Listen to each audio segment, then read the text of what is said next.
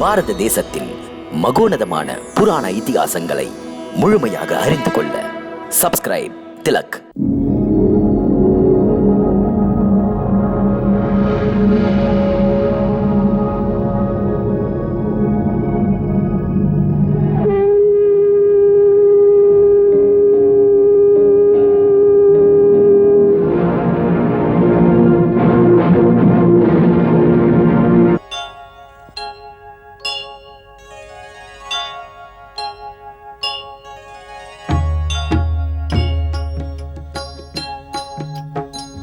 சீதாராமன் புனித கதை கேளீரே, மதுரம் மிகுந்த அனுபவம் பெற வாரீரே.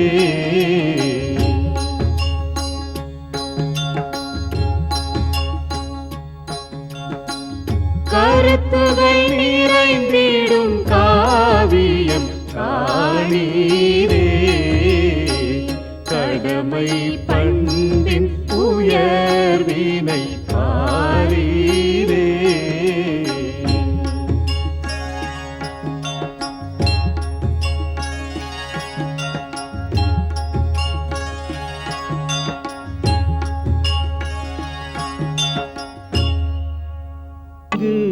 ஜனனமும் மரணமும் சொந்தங்களா,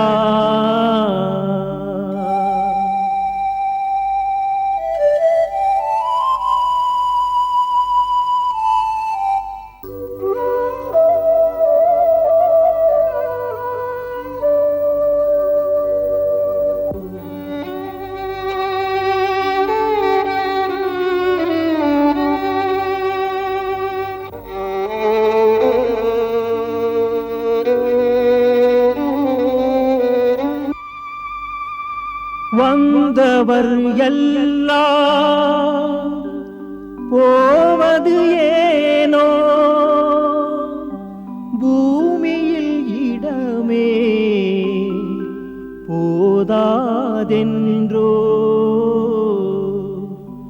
சொந்தமும் பந்தமும் நிலையாதென்பதை ஓடும் நதியே சொல்கிறதோ. சொந்தமும் பந்தமும் நிலையாதென்பதை ஓடும் நதியே சொல்கிறதோ.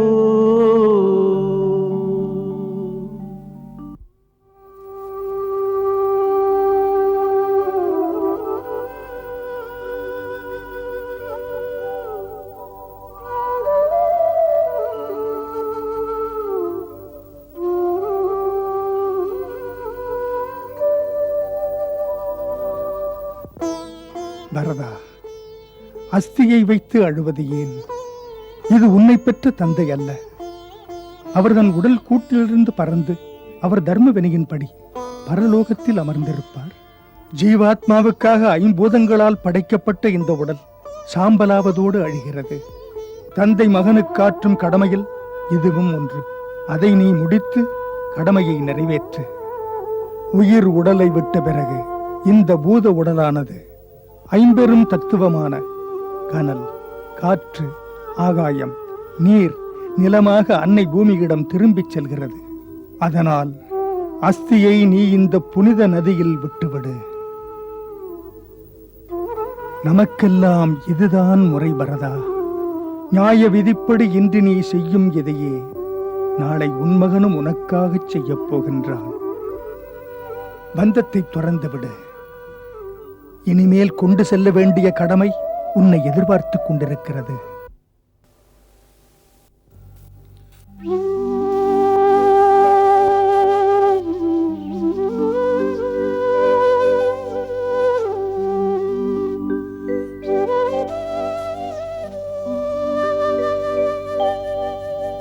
குடத்தில் இருந்த சாம்பலே ஜலத்தில் கலந்து கரைந்ததே, உடலில் வந்த உயிர் போனதும் உண்மை இதுவென்று புரிந்ததே.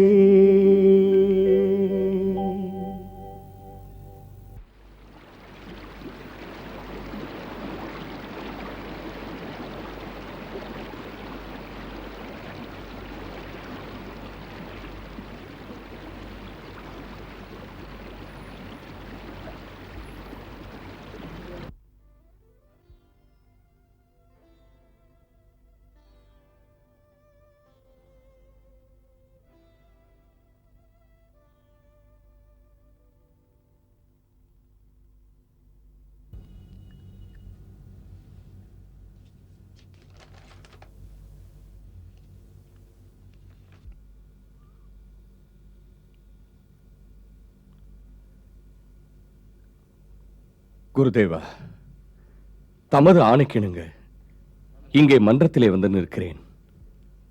சொல்லுங்கள், இந்த பரதனுக்கு என்ன கட்டளை? தூயவனே பரதா, உன்னை பெற்ற தந்தை தர்மத்தை கண்ணாக நினைத்தவர். தமது வாக்கினை காப்பாற்றி வளமைமிக்க இந்த அயோத்தி ராஜ்யத்தை உனக்கு விட்டுக் கொடுத்து தன் வாழ்க்கை பயணத்தை முடித்துக் கொண்டார். உனது அன்புக்குரிய அண்ணன் ஸ்ரீ ராமச்சந்திரன் உலகமே வியக்க தந்தை சொல்மிக்க மந்திரமில்லை என்பதை நிலைநாட்ட வனம் சென்று விட்டான். உன்னுடைய தந்தையும் உன் அண்ணனும் இருவருமே இந்த நாட்டை ஆள உரிமையை உனக்கு தந்தார்கள். இப்போது இது உன் கடமை. சூரிய வம்சத்தாருக்காக அரியாசனத்தை பரதானி ஏற்க வேண்டும். உன் மக்களை காக்க வேண்டும். இது தமது ஆணையா குருதேவா? இதுதான் இப்போது உனக்கு உரிய கடமை பரதா. அவையோரின் கருத்து என்ன? எந்த நாடு மன்னன் இல்லாமல் இருக்கிறதோ அதன் மரியாதை, பாதுகாப்பு அனைத்துமே பெரும் பிரச்சனைக்குள்ளாகும். எதிரி அதை நன்கு பயன்படுத்திக் கொண்டு அந்த பகுதியை கையகப்படுத்துதல் சுலபமாகிவிடும். ஆகையால் இதையெல்லாம் வைத்து நுட்பமாக பார்க்கும்போதுதான் இந்த ஆபத்தை தவிர்க்க தாம் தான் ஆட்சி புரிவதற்கு தகுந்தவர்.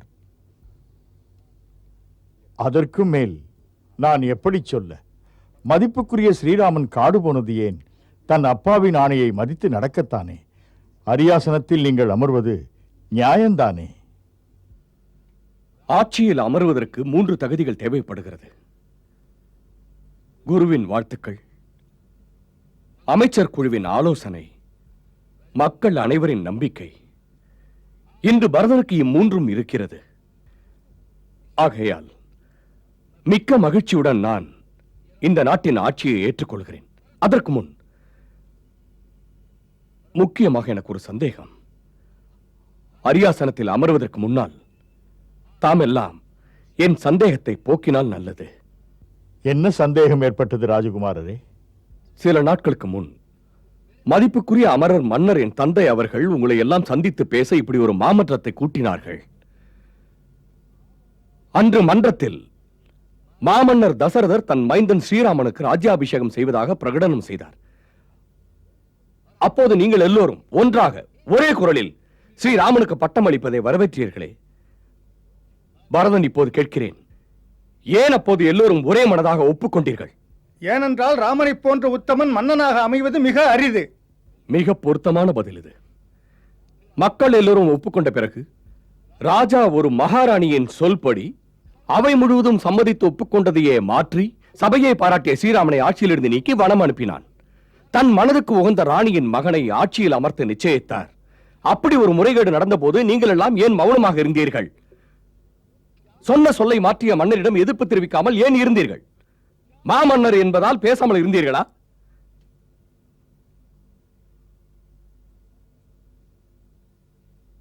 மன்னரை மதிப்பது என்பதை ஏற்கிறேன். மக்களை மன்னரும் மதிக்காமல் இருக்கக்கூடாது. அப்படி ஒரு நிலை இன்று வரை வந்ததில்லை. அதுதான் உங்கள் வாய் அடைத்து விட்டது. மனைவியின் சொல் கேட்டு மன்னவர் தவறிழைத்தார். அதன் பலனாக இன்று நான் அவமானப்பட்டு நிற்கின்றேன். ரகுகுல வரலாறு கரைபடத்தான் வேண்டுமா? கூடாது, கூடாது. கூடாதென்றால் எழுந்திருங்கள். எடுத்துச் செல்வோம் ராஜ சின்னங்களை, நேர்மையின் சின்னமான ராஜமணி மகுடத்தை. எல்லோரும் புறப்படுங்கள் பரதனுடன். ஆட்சிக்கு உரியவரை அவர் இருக்கும் இடத்துக்கே போய் வேண்டிக் கொள்வோம். அவரை அங்கேயே மன்னனாக்கி நம் அயோத்திக்கு திரும்ப அழைப்போம். அயோத்தியே தங்களுடன் அங்கு வந்து அவரை அழைத்தாலும் வந்து விடுவாரா? அது தெரியாது.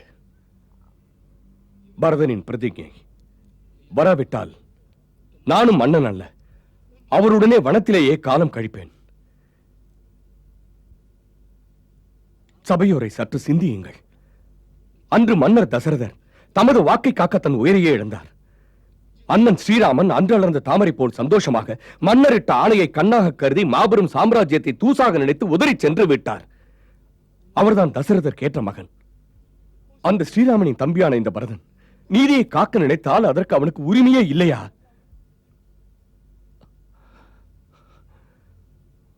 ஆளும் உரிமை மூத்தவனுக்குத்தான் உண்டு. ஸ்ரீராமன் எனக்கு மூத்தவர், என்னிலும் சிறந்தவர். அவருக்குத்தான் இந்த நாட்டை ஆளும் உரிமை உண்டு. அந்த உரிமையை அதை மறுப்பது பாவம். பரதன் குருதேவரை வேண்டிக் கொள்கிறேன், பரதன் பாவத்தை செய்ய அனுமதிக்காதீர்கள். என் உதடு பேசவில்லை, உள்ளம் பேசுகிறது. வீணாக வீணாக களங்கம் சுமக்கும்படி செய்தாள் என் தாய். ஆனால் சபையோரே என்னிடம் தயவு காட்டுங்கள். பரதன் இந்த சபையிலே தன் மன உணர்வுகளை எடுத்துச் சொல்லுகிறேன். அயோத்தியாவின் ராஜா அண்ணன் ராமன் தான்.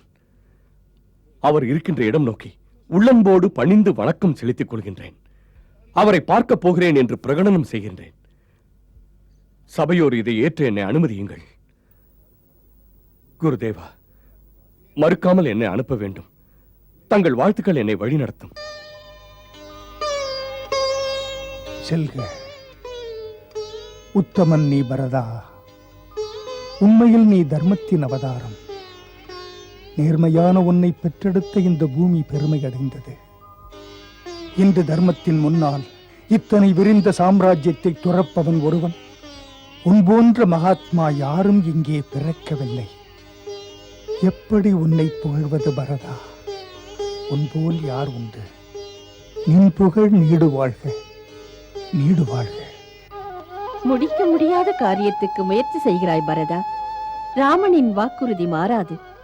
உன் உணர்வுகள் செயல்படுவது கஷ்டமானது. அதனால்தான் அம்மா பரதன் உங்களை கூப்பிடுகிறேன்.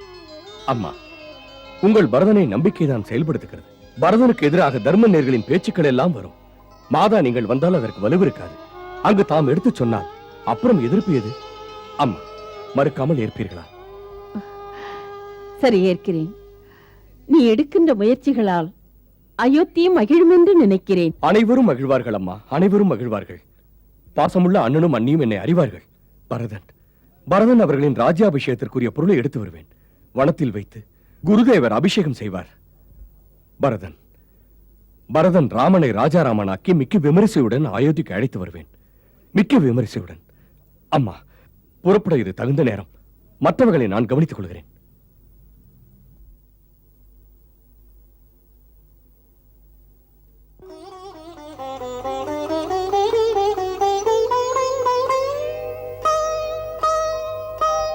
பரதா, உன்னிடம் பேச வேண்டும். கோபப்படாமல் கேள் பரதா. நீயே என்னை பொருட்படுத்தாதிருந்தால். கேளுங்கள் மகாராணி கைகேயி, என்ன கேட்க வேண்டும்? போகும்போது நானும் உன்னுடன் வனத்திற்கு வர வேண்டும். எதற்கு? 7 வருடங்கள் தண்டித்தது போதாதா? இன்னும் தண்டிக்கவா?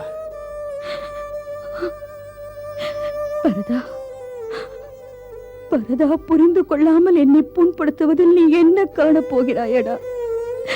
கடந்து போனதை நினைத்து சொன்னால் என்னை மட்டும் தட்டாதே. மாளிகை பாம்பு வனம் போக காரணம்?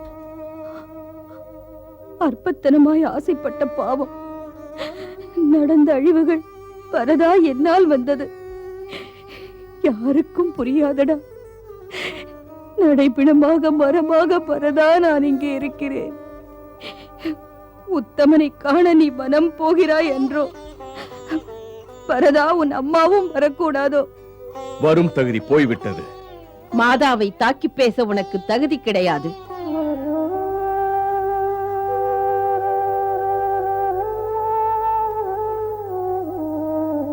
பரதா, நீ புறப்படு. கைகேயி ராமனுக்கும் தாயடா. மாதா மைந்தனை தண்டிப்பதுதான் உண்டா? அவள் பிள்ளைக்காக தன் உயிரையும் தந்து விடுவாளடா. வனம் போக நீயும் வரலாம். வேண்டாம் மாதா. இது மாதாவின் கட்டளை. என் நம்பிக்கை தவறாது. ராமனும் இதை ஏற்றுக்கொள்வான். உங்கள் ஆணைப்படி.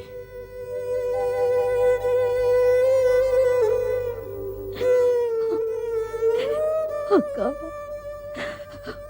பாவம் செய்து விட்டேன், மன்னித்து விடுங்கள். இவள் செய்த கொடுமைகளுக்கு மரணம் கூட என்னை கண்டு பயந்து நடுங்குகிறது. இந்த ஈனத்தனம் எனக்கு யாரால் வந்தது? என் குற்ற உணர்வே முள்ளாக என்னை குத்திக் கொண்டிருக்கிறது. அக்கா, மகன் ராமன் என்னை மன்னிப்பானா? இந்த பாவியையும் அழைத்து செல்லுங்கள் அக்கா, அழைத்து செல்லுங்கள். அடி பைத்தியக்காரி, உன் ராமன் உன்னை நன்றாக புரிந்து கொள்வான். நான் இருக்கிறேனே. உனக்குள்ள மன கஷ்டங்கள் கலக்கங்கள் இனி தொடராது. இல்லை, பாவம் செய்த பாதகி தப்பிக்க முடியாது. பாசற்ற ராமனை காண தகுதி இல்லை. ராமனுக்கு என்னை பற்றி சொல்லுங்கள் அக்கா. அவரிடம் சொல்லி இந்த பாவியை மன்னிக்க சொல்லுங்கள். என்ன பேச்சு? எப்படி உன் குற்றமின்றி இதை சொல்லுவது? காலம் என்பது நம்மை வைத்து ஆடுகின்றது. உயரே உள்ள இறைவன் நினைக்கிறார், கீழே உள்ள நம் விதி அதன்படி நடத்துகிறது. அழாதே, அழாதே, கண்ணீர் சிந்தாதே, அழாதே. ஊர்மிளா, ஊர்மிளா, ஊர்மிளா, இன்று மன்னரின் ஆட்சி மன்றத்தில் முடிவெடுத்திருக்கிறார்கள். ஆளும் உரிமையுடன் யாருக்கு ஆட்சி பீடம் என்று. உரிமை உள்ளவர் மூத்தவர் தான் என்ற கருத்திலே இப்படி முடிவெடுத்த பிறகே அவருடைய தியாகம் பற்றி, பாசம் பற்றி அனைவரும் புகழ்ந்து பேசினர். நாளும் நிம்மதி இல்லாத இருந்தது நேரங்கள். ஊர்மிளா, இவ்வளவு நாட்கள் நெஞ்சில் இருந்த சுமைகள் முள்ளாக என்னை துன்புறுத்தியது. ஊர்மிளா, கானகம் செல்கிறார்கள். பரதண்ணா, மதனி, லக்ஷ்மணன் எல்லோரும் போகிறார்கள். நிச்சயமா? நாமுமா? எல்லோரும் செல்லும் போது நாமும் தானே. அயோத்தி மக்களும் கூட போவார்கள். அன்புக்குரிய ராஜாவை முடிசூட்டி அழைத்து வருவதற்காக கானகம் செல்கிறார்கள். ஊர்மிளா, நாட்டிலே மக்கள் மகிழ்ச்சியில் மிதக்கிறார்கள். ஊரே செல்கிறது அரசரை காண. அரசரை காணவா? நானும் தானே. எல்லோரும் போகும்போது நமக்கு என்ன தடை? எப்படி சொல்லுகிறாய்? நான் போவது மக்களுக்காக. ராமண்ணாவை திரும்ப அழைத்து வர. போனால் பார்க்க வரக்கூடாதா நாங்கள்? ஊர்மிளாவின் மனதிலே எத்தனை சுமைகள். எனக்கும் கொடுத்தான். ஒரு தரம் அவள் லட்சுமணனை பார்த்தால் போதும் என்கிறாள். வெறும் ஒரு தரம் பார்த்தால் போதும் என்று சொல்கிறாயே தேவி. மாளிகைக்கு அவரை அழைத்து வரப் போகிறேனே. ஏன் உங்கள் இருவருக்கும் என் பேச்சில் நம்பிக்கை இல்லையா?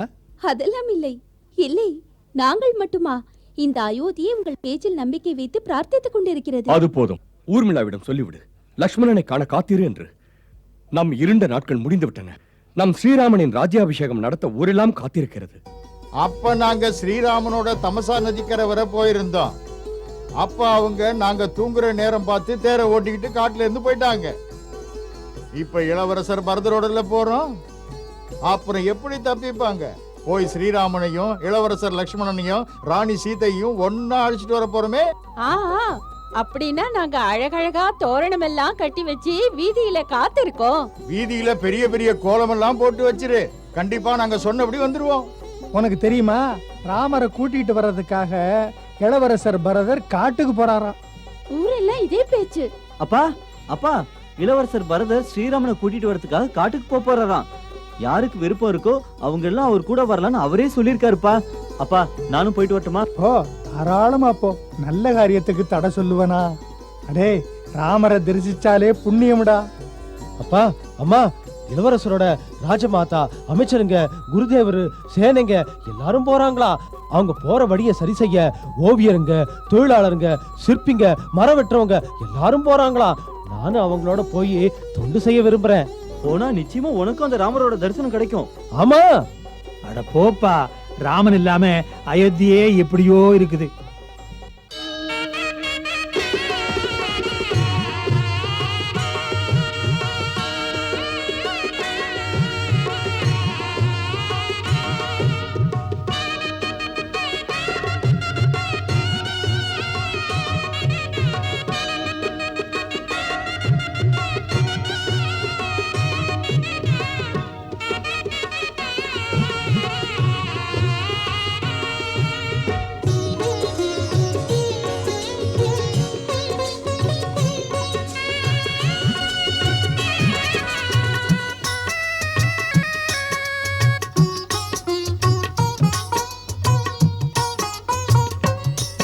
பரதன் செல்கின்றான் இன்று மன்னவனை தேடி.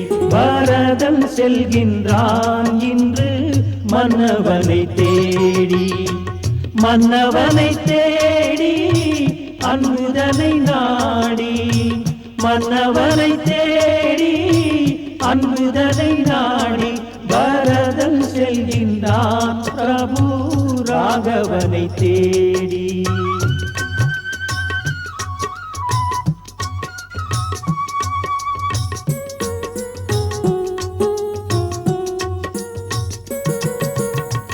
ராமனை அழைக்க பரதனின் பயணம்.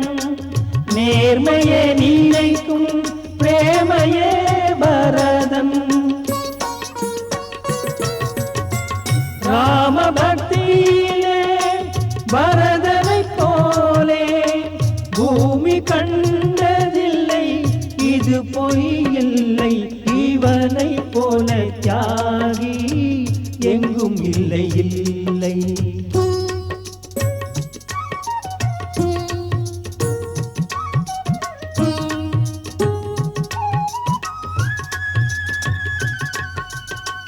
தன்னை ராமனிடம் தந்து விடவே சின்னவன் முன்னவன் சம்மதம் பெறவே. ராஜமகுடமும் ராஜாங்க உடையும் மாதாவுடன் வர பரதனும் சென்றான். தன் நெஞ்சம் தனில் ராமனை மன்னன் என்று எண்ணி. பரதன் செல்கின்றான் இன்று மன்னவனை தேடி. மன்னவனை தேடி மணிமுடி சூட்ட பரதன் செல்கின்றான் இன்று மன்னவனை தேடி.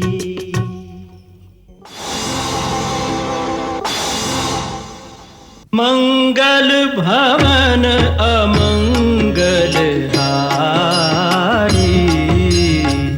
प्रभु सुदशरथ अजिर बिहारी।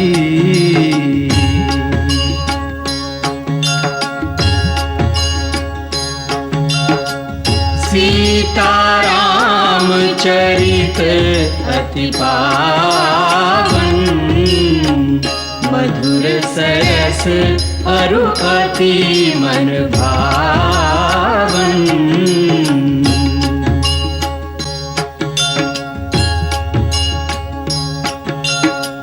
पुनि पुनि कितने हो सुने सुनाए।